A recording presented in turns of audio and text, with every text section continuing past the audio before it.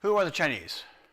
Audio visual check here. Bye-bye, boys. Have fun storming the castle. Think it'll work? It would take a miracle. Bye-bye. It would take a miracle, says Miracle Max. Miracles are not allowed if you're an evolutionist. If you're an evolutionist, everything has to be done by natural processes. But it's a miracle that evolution could ever happen. But it really didn't happen, and there's a whole lot of other talks to deal with why it didn't happen and explaining how that works. I just recently did my talk up in Flagstaff on continuous environmental tracking and showing how the way creatures are designed to adapt to their environment, really, after you look at example after example after example after example, just pretty much precludes the idea of evolution even being a remote possibility. But tonight, what we're going to be looking at is, who are the Chinese? What evidence is there that the ancient Chinese were descendants from the Tower of Babel incident? Okay, that's the first part. The second part is, if so, what are the implications for biblical inerrancy? Now, for a lot of people, when the word Chinese comes up, the first thing that comes to many people's mind is food, okay? And some other people think, no, I think of stuff like this, right?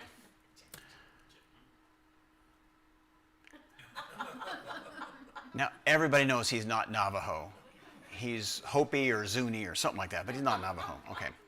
But to answer the question, I need to lay out a timeline. I'm a very visual person, so when I see things laid out graphically, it makes a lot more sense to me, especially as I'm putting the rest of the information in. Now, the dates that we have for ancient China are a little bit obscure. You know, one site will say it's around here, and one will be kind of close, but not exact, and there's no two sources that are in complete agreement about everything. But I want to lay out this this timeline just to kind of get us started here, okay? So what we're going to look at here, this is an approximate timeline of Chinese history. Now, what, is it my head that's getting in the way? Oh, man. Maybe I just need to do like this. Okay. All right. Approximate time of Chinese history, starting on the left, going to the right. So we have the Tower of Babel incident. And I looked at several authoritative Christian websites, and the best answer I could come up with is right around the year 2240 BC. That was when the Tower of Babel incident happened. Okay? And then way over on this end, we have the crucifixion of Jesus take place in 31 AD. Now, the earliest recorded records about the founding of ancient China at its inception comes from, the fellow that was involved in that was a guy named Yu the Great from the Xia dynasty, and this would happen about 2100 BC. So you see, it's not terribly far, about 160 years after the Babel incident. Okay, so if we're starting with a biblical, framework, biblical worldview. Okay, so the Tower of Babel happens, the languages are confused, people start moving out. It's going to take a little while for somebody to decide to get all the way over to China and stay there long enough to start having a population growth, okay? If 4 or 5 or 6 or 8 people were in that migration to China, then it's going to take a little while before you get enough of an infrastructure where you have a community of people where you can start really doing stuff besides just subsistence farming type of thing. So we have this guy, Yu the Great. Now, here's the interesting thing about China now. Taoism as a religion did not take significant hold in the Chinese culture until about the year 618 BC, about 600 years before Christ. Confucianism followed that and became mainstream in the Chinese culture at about 438 BC. Can you all see that? Is that okay? The light's okay on this? A little bit dim. And Buddhism, about 220 BC. All right, I'll see if I can figure that out. So the three religions that are prominent mostly in China right now, Taoism, Confucianism, Buddhism, didn't come along until much, much later after the initial founding of the Chinese culture. So the question then becomes, what form of worship was being practiced in China during this span from here to here? What were the Chinese doing religiously in their culture during this time? And so I want you to kind of have this idea that, because we're talking about the better part of 1500 years, the Chinese were practicing some form of religion or worship just because humans tend to do that. So now, I mentioned that this video here is going to be a big part of what we're going to be taking in tonight, because here's the problem. I first became aware of this subject 20 plus years ago, and I thought it was very, very fascinating. I thought, man, I really want to learn more about this. And so I started finding some books on this subject. And in fact, one of the first ones was this book here, Genesis and the Mystery Confucius Couldn't Solve. It was written by Ethel Nelson and Richard Broadberry. And this was released in April 1st of 1994, okay? So the names Ethel Nelson and Richard Broadberry, those are two names you're going to, Richard Broadberry, he's going to be an important part of what we're talking about. Okay, other books followed. This one here, The Discovery of Genesis and God in the Ancient Chinese. Discovery of Genesis was written by C.H. Kang and Ethel Nelson, and God in the Ancient Chinese was written by Samuel Wang and Ethel Nelson. And then, after that came these books, God's Promise to the Chinese. The first edition was issued in January 1st of 97, and the revised issue was January 1st of 2014, so it's getting closer to us. And notice, again, Nelson, Broadberry, and then another person, Ginger Tong Chok, also contributed to that book. And then there are a few videos available, one of which is this one, Genesis, Babel, and the Chinese Language, by Dr. Andy McIntosh with Answers in Genesis. So here's the problem, is as I'm trying to read these books and listen to these presentations, I'm saying, man, I said, there's so much here, and it's so intense, and it's so packed in, and I don't come from a Chinese culture. I don't speak Chinese language. I know just a handful of words in Japanese. It's the closest I can get. But it's like, oh, I really want to put this together one day. And then not too long ago, my wife and I ran across this video, and I purchased it, and it really helped a lot, because it was like, wow, this is very informative. It's very informative as well as inspiring. But it was still like, oh, I feel like I'm on the cusp. But then we saw some other things, and I was like, okay, now I think I'm prepared to do this. But I decided that what I should probably do is just give you some outline and then share highlights from the video. So a lot of what we're going to do tonight is going to come out of this video right here. I was able to go to the website where I purchased this, and they were running a special sale. I was able to get the DVDs for $5 a piece, but then I had to pay shipping and handling. So I have 4 copies left that are available for sale, and they're only $6 a piece. So not bad, $6. I mean, hey, that's less than going to. You can't drive through Dutch Bros for $6, right? Okay. So here is the next question then. Are there any clues as to which one of Noah's descendants formed the main Chinese lineage? In other words, we know there's the Tower of Babel dispersion. They would have been Shem, Ham, and Japheth's descendants after them, the whole Tower of Babel thing. How does secular history record Chinese ancestry? Well, if you look at various sites, whether they come from religious or secular sites, there is one name that pops up, well, or phrase, expression, whatever, well, we'll just say name, and that historically is this word here. And I'm not sure exactly if it's pronounced Sino or Sino, okay? It is still in use today. If you go on various websites, for instance, I grabbed this screen clip here. Chinese Foreign Ministry says Abe assassination should not be associated with Sino-Japanese relations. Talk about China and Japanese relations. So here's that word Sino. Okay, so just keep that in mind. I went over to dictionary.com and I looked it up, and right there, Sino, a combining form meaning Chinese. And then I also went to the Macmillan Dictionary here, and it says Sino means China or Chinese. And then I also found this on the History Channel, which is not religious in any sort of way. It talked about 1894 to the first Sino-Japanese War with the Qin dynasty. Anyway, so this name Sino is associated with China, okay? And like I say, it's even in use even to this day. So where does it come from? Well, there's 2 clues from the Bible that give us a hint as to where this came from. Starting in Genesis chapter 10, verse 15. And Canaan begat Sidon, his firstborn, and Heth, verse 16, and the Jebusite, the Amorite, and the Girgasite, verse 17, and the Hivite, and the Archite, and the, here we go, Sinite. and the Arvadite, the Zemarite, and the Hamathite, and afterwards were the families of the Canaanites spread abroad. So this guy here, right there, is our first clue, Sinai. Now, a lot of us who are reading this for the first time through, we think, oh, is that like Mount Sinai? Maybe these people settled down around that area, okay? But then, when you read Isaiah, it tells us something very interesting also. Isaiah 49:12, behold, these shall come from far, and lo, these from the north, and from the west, and these from the land of Sinim. Okay, so in Isaiah's time, in the nation of Israel, they knew that there was a land, a country, a region, if you will, known as the land of Sinim. All right? So it would appear, at least initially, that these people who founded the early Chinese culture were descendants of Ham. However, again, depends on how you look at this. Let's just take the three descendants of Noah, Japheth, Shem, Ham. Japheth, for the most part, as we read about the area that his descendants settled, it was mostly around the Mediterranean and southern European area.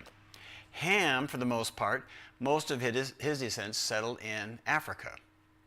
And Shem, just kind of, around, and here we go. So Shem's people kind of filled in the gaps, as you will. But it does not mean exclusively that people from Japheth couldn't have gone this way, or people from Ham couldn't have gone this way, or people from Shem could have gone this way.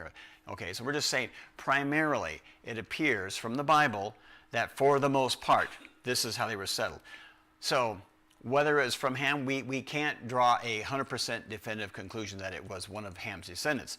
It is just very likely given the clues that we have from the Bible. But it gets better. If this is true, though, these Sino people, if they're related to Ham, if they were related to Shem, then they would be Semites, and so anti-Semitism would apply to them. It's like, so people who pick on Jews are actually picking on the ancestors of the Chinese. So anyway, but there's a term I want to introduce you to if you're not familiar with it already, and that is the term of oracle bones. Now, oracle bones, and you're going to see some examples later, they were first discovered in the year 1899. Oracle bones, were also known as dragon bones, are the oldest known Chinese script etched on pieces of bone and ivory. So when the early settlers in China decided that they need to start recording important events and things, they used what materials were available, and they had bone and they had ivory. Paper didn't come along for a while, although the Chinese were the first to invent paper. So they were etching these ancient characters, and they used a hieroglyphic language of writing very similar to the Egyptians. They used little pictures to illustrate things. In 1928, extensive excavation began in which numerous bones were uncovered and examined. And they were believed to be the oldest form of the Chinese hieroglyphic writing. So it's important that we understand, go back to the very, very earliest evidence that we can find, the very earliest part of their culture. Now, for those of you who have heard my talk on the Tower of Babel and Ancient Man, I've mentioned before that this is the symbol for boat in Chinese. It's comprised of three separate characters. Vessel plus the number 8 plus the symbol for mouths or people. So if you want to draw the character in Chinese for a boat, you put together the three symbols, vessel, 8, and people. Now, why would the Chinese have adopted that combination of characters unless they were drawing from the biblical narrative? Okay, because the most significant boat in the world up till that time was what? The ark that Noah built, okay? Another great example is this one here. If you take the symbol for a tree and double it, you have two trees, you join that to the symbol for one woman, and you get the ancient Chinese symbol for to desire or to covet. Now, if you were going to choose symbols for coveting, why would the ancient Chinese have chosen two trees and one woman unless they were borrowing from the Genesis account, okay? There's no other even remotely plausible explanation as to why they would choose those. Now, if it was just boat and coveting, you'd say, well, coincidence, okay? But as we're going to be seeing later on, again and again and again and again and again, the biblical narrative shows up in ancient Chinese writings. All right. So, if the ancient Chinese were in fact worshiping a god, what did they call him? They didn't call him Jehovah or Yahweh. The name that they had for God was Shangdi, sometimes pronounced Shangti. Now, the symbols for writing Shangti in ancient China is this. This is Shang, and this symbol, if you just by itself, means the highest, or the highest above everything else. The other character, Di, means emperor or supreme one, or noble person. So what you have represented in this character is Shangdi, the god that they worshipped, was a supreme being who was higher above every other being.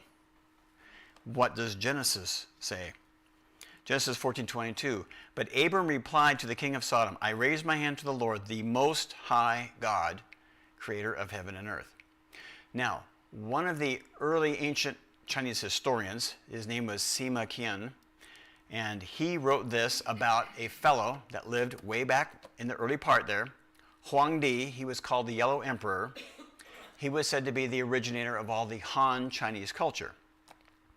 This is what was written by Huang Di and recorded by the historian.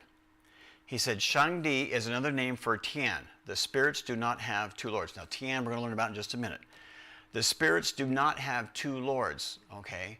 A lot of cultures have, like the Greeks, they had a pantheon of gods. And the god of fire, and the god of wind, and the god of rain, and fertile crops, and all that kind of stuff. But the ancient Chinese believed that the Shangdi, the supreme ruler who was above all, was not pluralistic. Deuteronomy 6 verse 4 says, Hear, O Israel, the Lord our God, the Lord is one. Now, it said this thing about Tian, okay? To get Tian, you start off with this symbol, Da. The name of the symbol is pronounced Da. It means big, okay? Whatever is big, big, okay? Tian, the symbol, you put a bar across the top, which means whatever was big, this is bigger, okay? The biggest beyond the biggest, okay? So this word also translates in Chinese to mean the same thing as heaven, the dwelling place of God.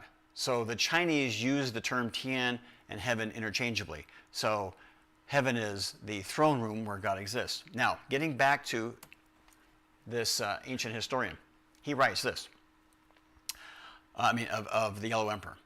Of old in the beginning there was the great chaos, without form and dark. The 5 planets had not begun to revolve, nor the 2 lights to shine.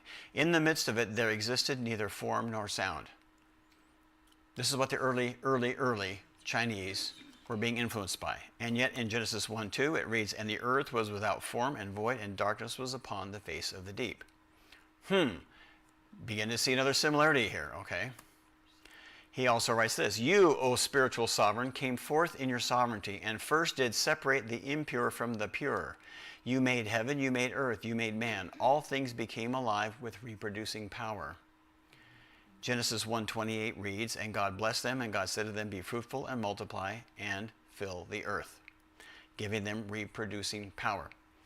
So you can see just from a few little hints here that we're going that there's, okay, like I say, if it was just 1 or maybe 2, you could chalk it up perhaps to coincidence. But as we're going to see here, the evidence is going to keep piling and piling. It's all going to be pointing back to one direction. Now, there is an artifact that was discovered not long ago. We're going to be learning about this too. I just want to introduce it to you now so it doesn't totally blindside you. It's called the Bronze Tree of Sanxingdui. And I know I mispronounced that anyway, but that's all right. I trust that you're going to forgive me for the mispronunciation. In 1986, not that long ago, workers from a brickyard near Guanghan, China, were digging for clay in the countryside when they discovered various pieces of bronze, one of which is a most unusual tree standing 3.95 meters tall, rising almost 3.65 meters from its circular base to the top of its branches. Now, if you translate metric into English, this thing is just barely under 13 feet tall, okay? So it would be taller than this ceiling in this church. And this is what it looks like in the museum where it's now being displayed. Now we're going to look at some details of this tree, but before we do, I want you to think about this. What was the source of inspiration the artist or artists drew upon when crafting this object? Because when you look carefully at this tree, you will see details such as fruit protected by leaves that resemble swords or daggers, meaning it's dangerous. You will also see a serpent intertwining itself among the branches of the tree. And inside the tree there is also a woman's hand can be seen. Okay. Now somebody took a lot of trouble to sculpt this out of bronze, 13 feet tall, and they put deadly fruit, a serpent, and a woman's hand in this thing. Okay? So, anyway, so what I'm going to do is, in the video, there's about a 35-minute segment, which is the main part of the video, and then there are also supplemental interviews with various people, one of which is Richard Broadberry, who I'm going to start off with the interview with him. He's going to tell you a little bit about how he became involved in writing these books and some interesting things about the history of the Chinese as he began to do his research. So let's take a look at this fellow here, Richard Broadberry. It starts off with a blank screen. Now, I'll tell you that the subtitles on this, they're not very big, so they're really kind of hard to see. So hopefully we'll be able to, as I say, it's very, very small. They should have made it much, much bigger, but they didn't. So if you can't read them... How I got involved in this project, we need to go back to about 1980, 81 or 82.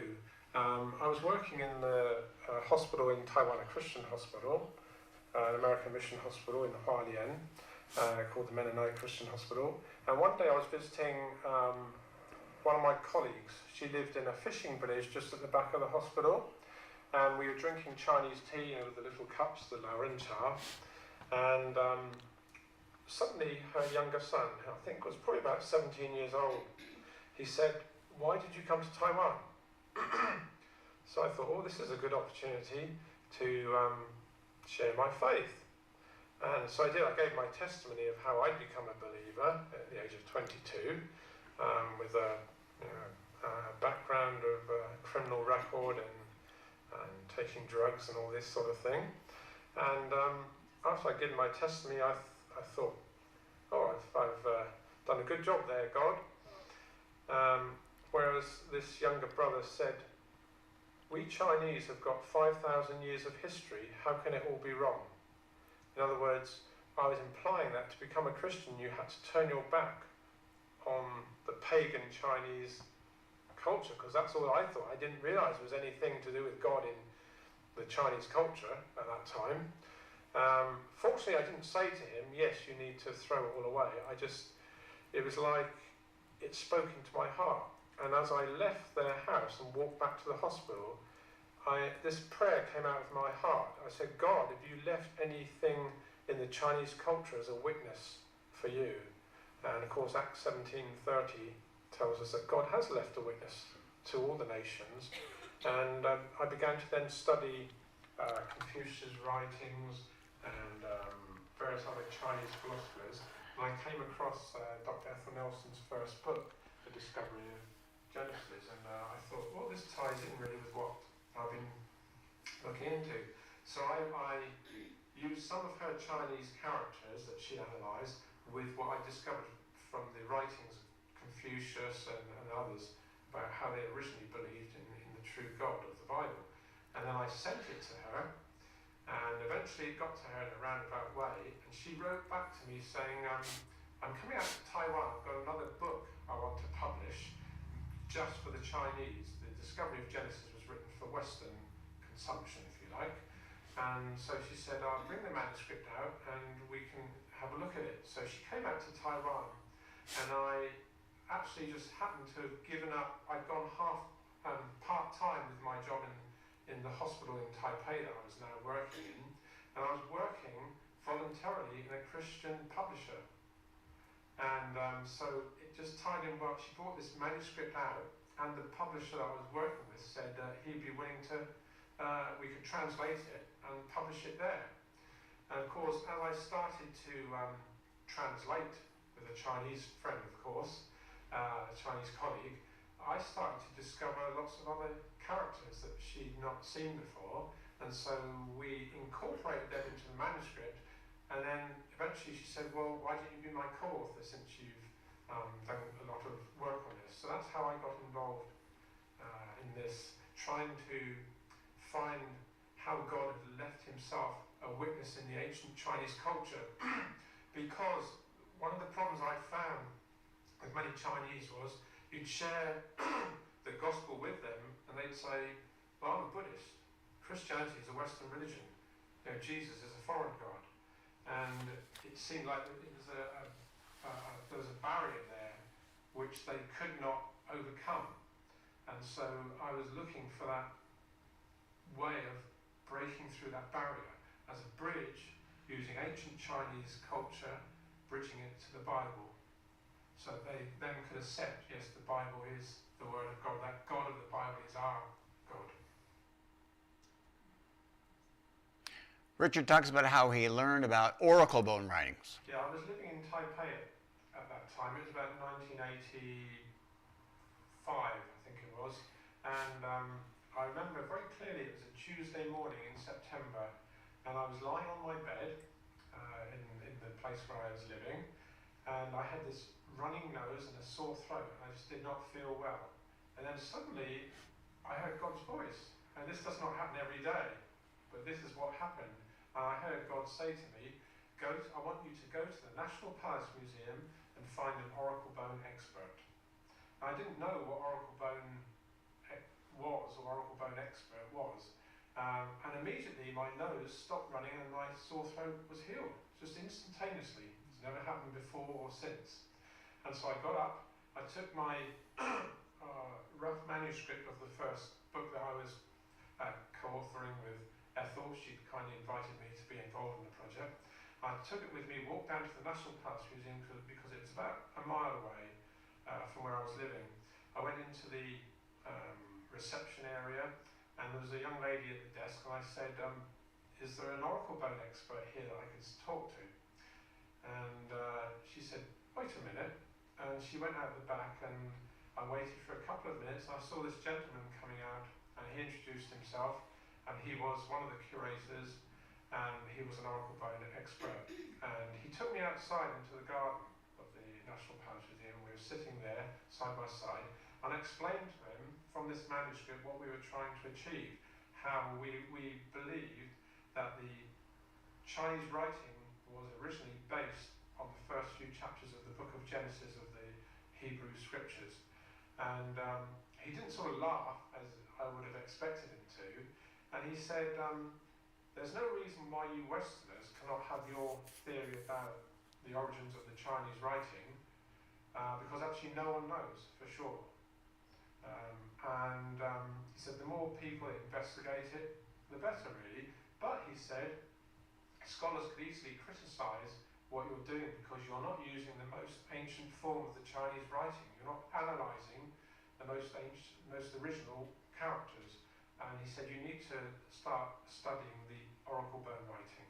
And so then I understood why God had told me to go and find an oracle bone expert. Okay, the religious sacrifice of ancient China, how they relate to the Bible. The Chinese were one of the groups that left the Tower of Babel with their particular language, and they obviously would have brought with them the truths of world history prior to that time, which included the flood of Noah, and also what happened in the Garden of Eden with the first man and woman, and how they rebelled against God, ate from the forbidden tree, and how God was able to cover their sins with the skins of animals. So that was the first sacrifice that ever occurred in history, man's history, was the sacrifice at the Garden of Eden. And God taught Adam and Eve that it was by the death of innocent animals that their sin could be forgiven and covered. But of course we know that the skins of animals or the blood of animals that is shed cannot take away sin.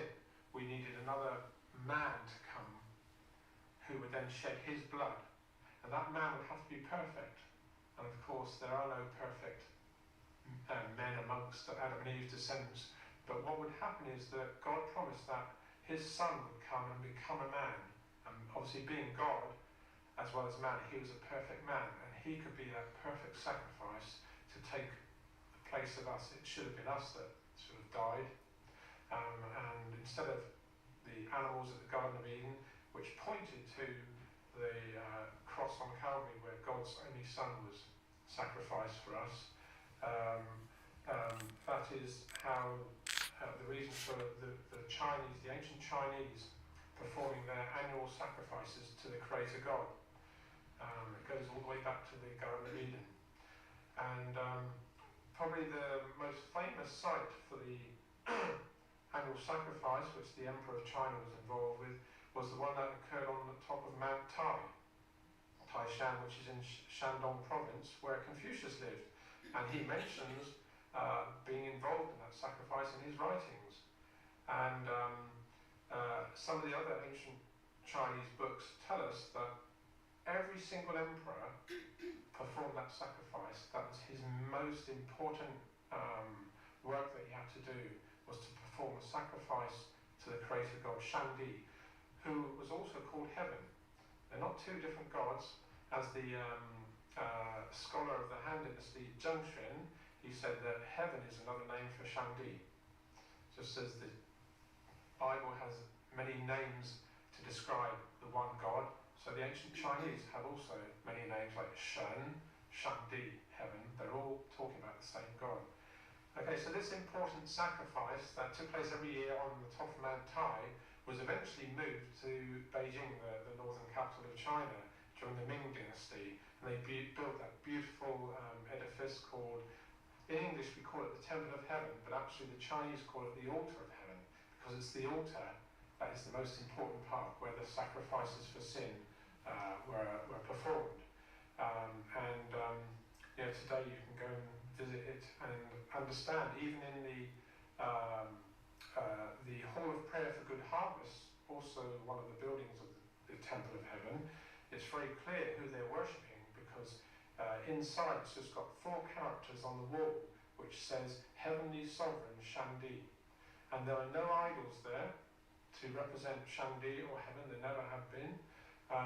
Just as the Hebrew people, they never made idols in the image of Shangdi or Heaven.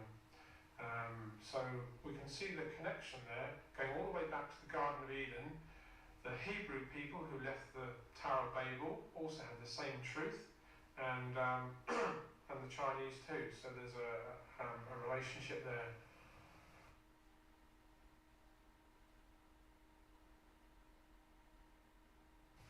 Very interesting, the god that the ancient Chinese sacrificed to, Shangdi or Heaven, clearly in the oracle bone writing tells us that this god was going to become a man, and that's Jesus Christ. The word for heaven in the oracle bone writing is composed of 2 radicals. The first radical is the radical for above, and the second radical is the radical for a noble, great person. And together those 2 radicals mean heaven. That's the way the ancient Chinese wrote it. So we from that character we find out that heaven is going to become a man, a perfect man who came from above. And the only person that fits in history is Jesus Christ, God's Son.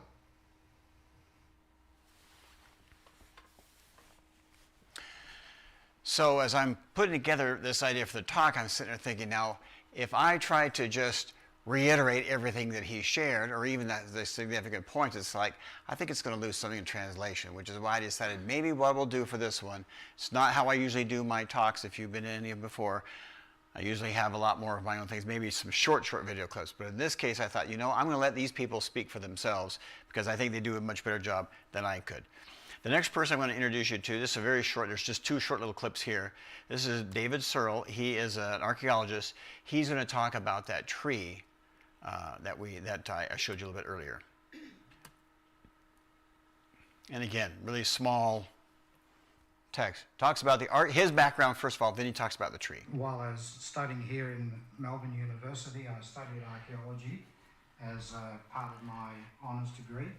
And that was a really exciting study for me, because it made history come alive to me. And so after that, then I actually lectured in archaeology for 14 years, which also included working in the museum to make sure that displays were accurately done, properly labelled, properly lighted. And also then I was looking after the ancient artefacts, repairing, restoring, these ancient artefacts and making sure that they stayed in good condition.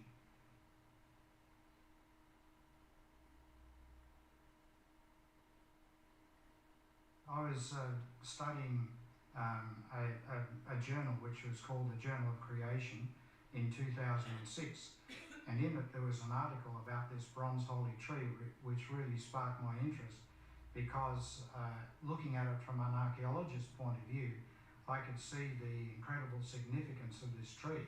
I mean, not only the technical expertise with which that tree was made so long ago, which is quite amazing, but the tree itself to me was really fascinating. First of all, as I read, I found that the archaeologists in China knew what the tree was, but they didn't know the significance of the tree. And in fact, they really said that it was a mystery to them. But from my eyes, it was no mystery at all. And this article that I read in the Journal of Creation also came to the same conclusion, that actually this bronze holy tree is the same one that we read about in the Bible, known as the tree of the knowledge of good and evil. And so as I looked at it, all of the things that I saw in that bronze holy tree, which is now in the Chengdu Museum, they just related exactly to the tree of the knowledge of good and evil that we read about in the first book of the Bible called Genesis.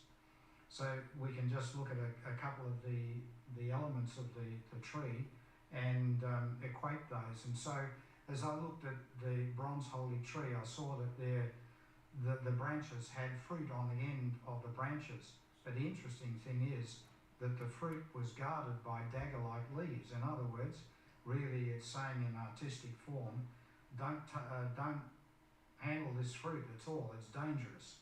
You know, it will kill you. And that's exactly what God said to Adam and Eve in the first place. Don't eat of that tree. If you do, you'll surely die. And then as I looked at the bronze holy tree, I found that snaking up the tree was a serpent. And the interesting thing is that the serpent was standing on legs, which also is probably alluded to in the Bible. And the serpent had not only large eyes, and a large mouth, so obviously it was able to speak, but it also had horns on its head, which is very interesting to me because always that's a symbol of evil. But then when I looked at the serpent, I also found that on the tail of the serpent there was a dagger.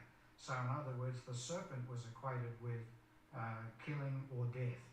But then the next thing that I looked at when I saw the tree was that in the tree there is the perfect casting of a woman's hand. It's clearly a woman's hand and not a man's hand. And so when I looked at that and I saw the perfectly formed fingernails, the shape of the fingers, and everything, that is clearly a woman's hand. So why is a woman's hand in the tree and right next to the serpent? It clearly is the same story that we read in the Bible that the ancient Chinese knew. Now the other interesting thing to me is that not one of those pieces of fruit on the tree, on the bronze holy tree, had been picked. And so here the ancient Chinese are looking at the story of the tree of the knowledge of good and evil, and here is the woman's hand next to the serpent in the tree, but she has not yet picked any of that fruit from the tree. And so as I looked at that bronze holy tree, and then as I looked at the Bible record, it's amazing how the two come together. And so what we see is actually that God had revealed himself to the ancient Chinese just as he had with everybody else in the world. See, God has a world view. He's not interested in just any one people, whether it be Israel or Western people or whatever, but God actually loves the whole world and the people of the whole world, and he revealed himself even in ancient times to everyone in the whole world. And so then they had the choice either to accept what he was revealing or to choose not to accept it. With that introduction, okay, Take a deep breath. Ready to go. So now I'm going to introduce you to the main bulk of the video here. Who are the Chinese? It's about, like I say, about 35 minutes. So it's going to start off with a little bit of stuff and talk about some general things about the Chinese culture, and then it's going to do a little bit of a kind of a pictorial timeline and take you back through significant events, showing how all this ties in. And you'll see some more of these characters about how the ancient Chinese writing reflects or is reflecting the narrative in Genesis. So with that, I introduce you to who are the Chinese.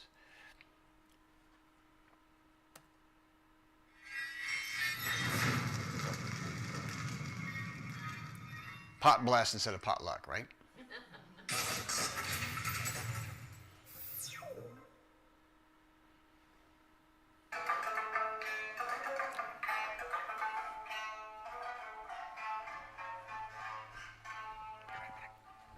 Get some of my smoothie.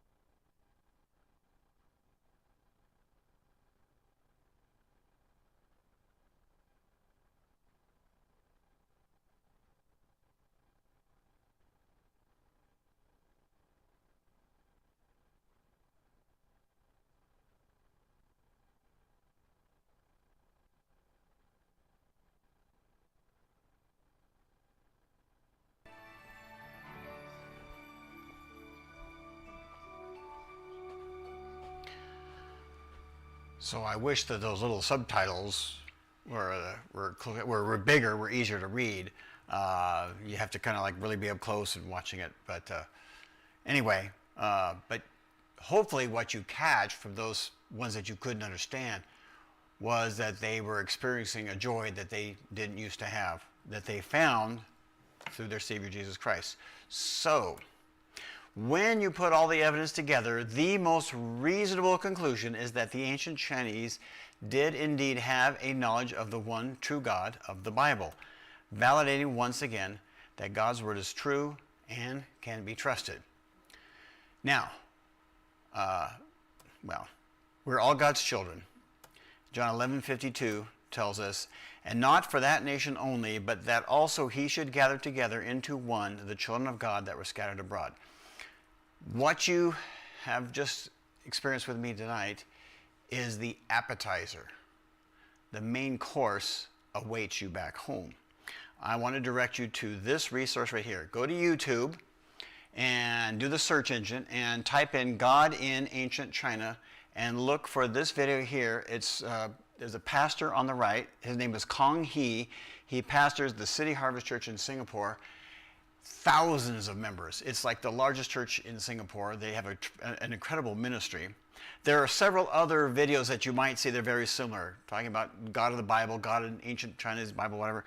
So what I did was, if you have your cell phones handy and you want to take a picture of this then can take you directly to that web page so that you don't miss it with the other ones. I'll leave it up here on the screen just for a little bit. I'll get back to it, but I'll give you, I see one phone out, so we'll do that. But so the video lasts about an hour. The lady that was standing next to him, her name was Lulu. She acts as the translator. He's Chinese by ancestry, but he's preaching in English, and she's translating. There's a lot of young people in the audience, and a lot of them are just really taking notes very copiously. And he was telling these people, he says, a lot of you probably learned to write these Chinese characters when you were going to school. He said, but did you know what they meant? And so he's explaining, he goes through this big with the dry erase board and everything.